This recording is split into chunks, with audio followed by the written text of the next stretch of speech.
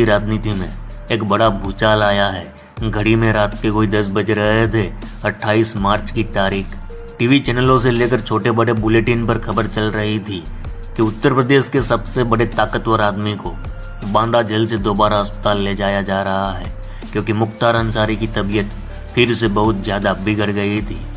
आज से 5 दिन पहले ये खबर आई थी कि अंसारी की तबीयत खराब है और बांदा जेल से सरकारी मेडिकल कॉलेज भर्ती किया गया है और फूड पॉइजनिंग और यूरिन में समस्या बताई गई। उसके बाद 28 मार्च रात को खबर आती है कि मुख्तार की तबीयत फिर से कुछ ज़्यादा ही खराब हो गई और आनन फानन में अस्पताल ले जाया गया। इसके कुछ ही समय बाद और एक खबर आती है कि मुख्तार अंसारी की मौत हो चुकी है हार्ट अटैक की वजह से। 5 बार का विधायक मुख्तार अंसारी उत्तर प्रदेश का सबसे बड़ा माफिया गैंगस्टर, जिसके ऊपर 45 मुकदमे दर्ज थे और 7 मामलों में सजा हो चुकी थी। एक मामले में कोर्ट ने आजीवन कारावास की सजा भी सुनाई थी। लगातार 2005 से जेल का सफर कर रहा माफिया मुख्तार अंसारी पिछले कई महीनों से जेल में परेशान था। उसे हत्या का डर था और उसके बाद कल ये खबर आती है कि मुख्तार अंसारी की मौत हो गई, तो अभी हार्ट अटैक की वजह से। जब दूसरी बार मुख्तार अंसारी को अस्पताल ले जाया जा रहा था, तब ये खबर आई थी कि मुख्तार अंसारी को बांदा जेल में उल्टी हुई थी और इसके बाद अंसारी बेहोश हो गए, जिस कारण उन्हें फिर से अस्पताल लाया गया। 9 डॉक्टरों की टीमें उन्हें देख रही थी, लेकिन काफ़ी कोशिश के बाद भी उन्हें बचाया नहीं जा सका। इधर मुख्तार के मरने की खबर आई, उसके तुरंत बाद उत्तर प्रदेश के law and order Amitabh yes alert हो गए। पुलिस की कई कंपनियां बंदोबस्त में लग गई। जितने संवेदनशील इलाके थे, खासकर उन इलाके जहां मुख्तार अंसारी का खासा प्रभाव था, उन इलाकों में पुलिस को तैनात कर दिया गया ताकि कोई आवेश में दुर्घटना ना हो, कोई अराजकता ना फैले। पुलिस की तैनाती की एक वजह यह भी है कि 2024 का लोकसभा चुनाव आ रहा है और अंसारी परिवार राजनीति में अच्छा खासा दबदबा रखता है। मुख्तार अंसारी खुद 5 बार विधायक रह चुके हैं। मुख्तार के बड़े भाई अफजाल अंसारी खुद गाजीपुर से सांसद है। उसके और एक भाई हैं, उनके बेटे मनु अंसारी, शोएब अंसारी, जो अहमदाबाद सीट से विधायक है। वही मुख्तार के बेटे अब्बास अंसारी विधायक है, लेकिन फिलहाल वह जेल में बंद है। 63 साल के मुख्तार अंसारी लगातार 2005 से जेल में बंद है। इसके बाद कभी जेल तो कभी अस्पताल, ये सिलसिला चलता रहा, लेकिन कभी मौजूदा सरकार में मुख्तार अंसारी को जमानत नहीं मिली, जो मुख्तार के लिए दुर्भाग्य था। अब एक वीडियो है जो 2 दिन पहले का है, जिसमें मुख्तार अंसारी की हत्या होने की आशंका जताई जा रही थी। इस वीडियो में खुद मुख्तार के बड़े भाई अफजाल अंसारी कह रहे हैं कि मुख्तार अंसारी को जहर देने की कोशिश हो रही है। देखिए यह वीडियो। देखिए, मुख्तार के साथ ये एक हादसा, इस बार फिर उसकी जान अभी आज देखने के बाद हमें इत्मीनान हुआ है कि अभी इस घटनाक्रम में तो वो बच गया है। हम लोग तो यही सोच के चले थे।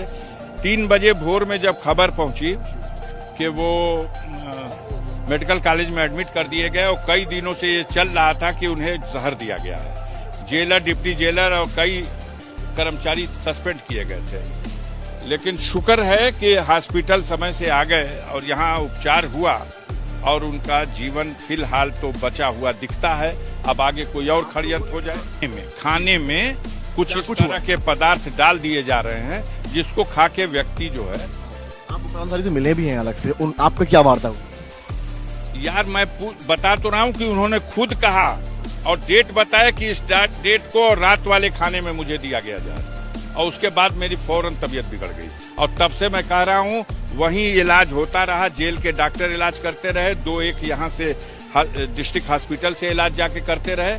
जब सब कुछ काबू के बाहर हो गया और या अगर उन सबकी मिली भगत है तो उन लोगों ने ये समझ लिया कि अब डेड एंड के कगार पे है, तो ये बॉडी कैसे जेल में इसको कहीं अस्पताल में दिखा दिया जाए।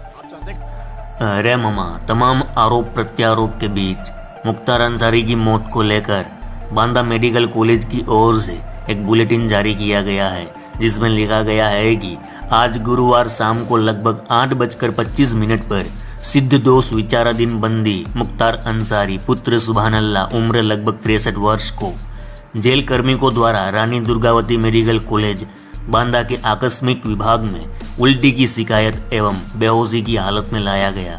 परंतु भरचक प्रयासों के बावजूद कार्डियक अरेस्ट यानी हार्ट अटैक के कारण मरीज की मृत्यु हो गई।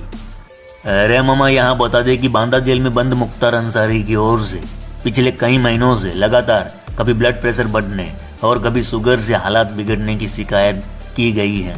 बाराबंकी कोर्ट में वकील की ओर से मुख्तार अंसारी के खाने में विषाक्त पदार्थ मिलने की शिकायत हो चुकी है। इन तमाम शिकायतों के कारण ही जेल के लगभग 11 अधिकारी निलंबित हो चुके हैं।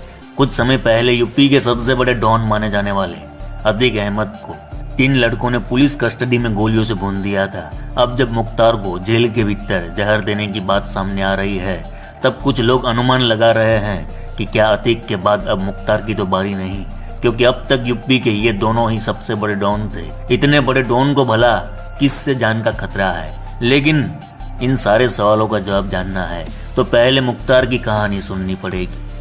80 के दशक में माहौल बदल रहा था। पिछड़े पूर्वांचल में विकास के पैसे आने लगे थे, लेकिन रेलवे, सड़क, शराब, बालू खनन ही नहीं, टैक्सी स्टैंड तक के ठेके वहीं ले पाते थे जो बाहुबली होते थे। इलाके में शिक्षा का माहौल था, लेकिन यहाँ से बेरोजगारों की फौज निकल रही थी। रोजगार की तलाश में हताश युवा कब किस माफिया के चंगुल में फंस जाए कोई नहीं जानता था। ऐसे लोग अपने आका के एक इशारे मरने मारने को तैयार थे। कट्टा रखना शान समझा जाता था। कई लोग साइकिल पर बंदूकें लेकर चला करते थे। पूर्वांचल का ही एक जिला है गाजीपुर। कहा जाता है कि यहाँ अफीम अपराधी और अफसर साथ साथ पैदा होते हैं। इसी गाजीपुर के ही यूसुफपुर मोहम्मदाबाद में 1963 में मुख्तार अंसारी का जन्म हुआ। उनके दादा आज़ादी के आंदोलन में भाग ले चुके थे और परिवार इलाके में इज्जतदारों में गिना जाता था। लोग अपनी समस्याएं लेकर फाटक पहुंचते थे।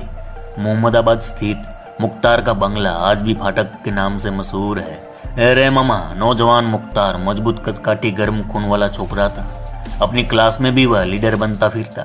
क्रिकेट, वॉलीबॉल से लेकर हॉकी में रुचि रखता था। निशानेबाजी उसका शौक था। स्कूली पढ़ाई के बाद मुख्तार ने गाजीपुर के पीजी कॉलेज में दाखिला लिया, जहां उसकी दोस्ती हुई साधु सिंह से। साधु सिंह और मखनू सिंह दोनों सगे भाई थे।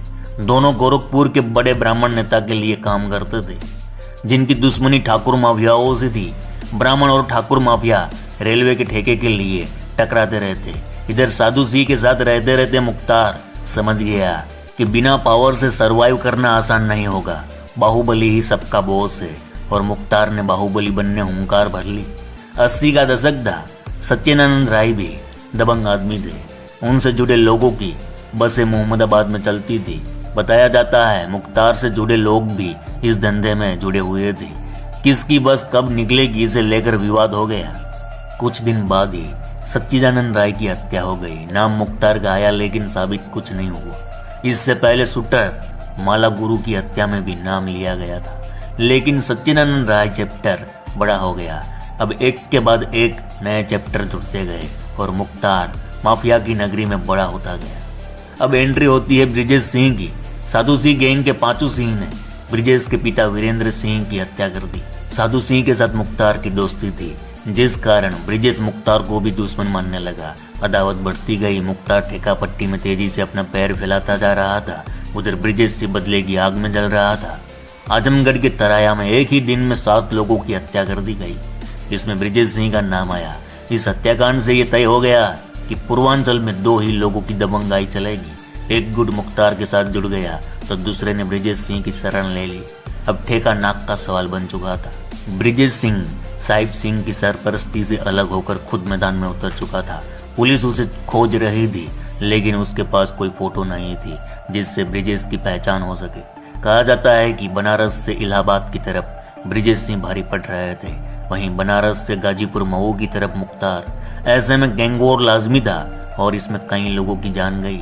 साधु सिंह को पुलिस कस्टडी में ठोक दिया गया। आरोप लगा ब्रिजेश सिंह पर। उसी दिन साधु सिंह के गांव मुदियार में हमला हुआ और उसके भाई और मां समेत 8 लोगों की हत्या कर दी गई। इस हत्याकांड में 21 लोग घायल हुए थे। इधर 1985 में पहली बार मुख्तार के बड़े भाई अफजाल अंसारी विधायक बने। इसके बाद मुख्तार की राजनीतिक महत्वाकांक्षा हिलोरे मारने लगी। इस तरह मुख्तार अंसारी उत्तर प्रदेश राजनीति का एक बड़ा चेहरा बन गया, लेकिन इसकी आड़ में उसने अपराध करने जारी रखे। इसमें बीजेपी से विधायक कृष्णानंद राय हत्याकांड आज भी उत्तर प्रदेश राजनीति में बड़ा डरावना माना जाता है, जिसे मुख्तार ने भयानक तरीके से अंजाम दिलवाया था। मुख्तार पर कुल 45 मुकदमे दर्ज हुए। खैर, अब मुख्तार अंसारी की मौत पर आपकी क्या राय है? क्या ये एक साजिश है या फिर कुदरती घटना? कमेंट में जरूर बताना।